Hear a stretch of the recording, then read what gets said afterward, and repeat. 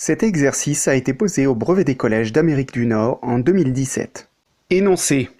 Avec un logiciel de géométrie, on exécute le programme ci-dessous.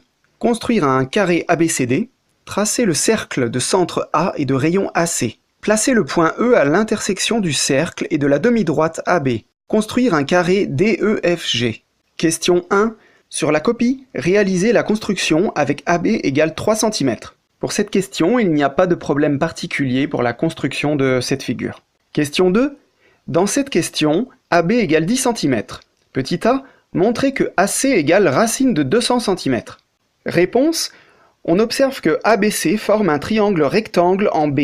Appliquons donc le théorème de Pythagore. AC carré égale BC carré plus AB carré. AC est bien égal à la racine carrée de 200. Petit b, expliquez pourquoi AE égale racine carrée de 200 cm. Réponse. On voit sur la figure que AE est égal au rayon du cercle, ce qui est également le cas de AC. Donc AE est égal lui aussi à racine de 200 cm. Petit c, montrez que l'aire du carré DEFG est le triple de l'aire du carré ABCD. Réponse. Pour déterminer l'aire du carré DEFG, il faut connaître un de ses côtés. Grâce encore au théorème de Pythagore, on va pouvoir trouver DE, AE étant égal au rayon, et AD à 10, on trouve racine de 300. L'aire du carré ABCD est égale à 100. L'aire du carré DEFG à 300. Donc 3 fois plus grande que celle du carré ABCD.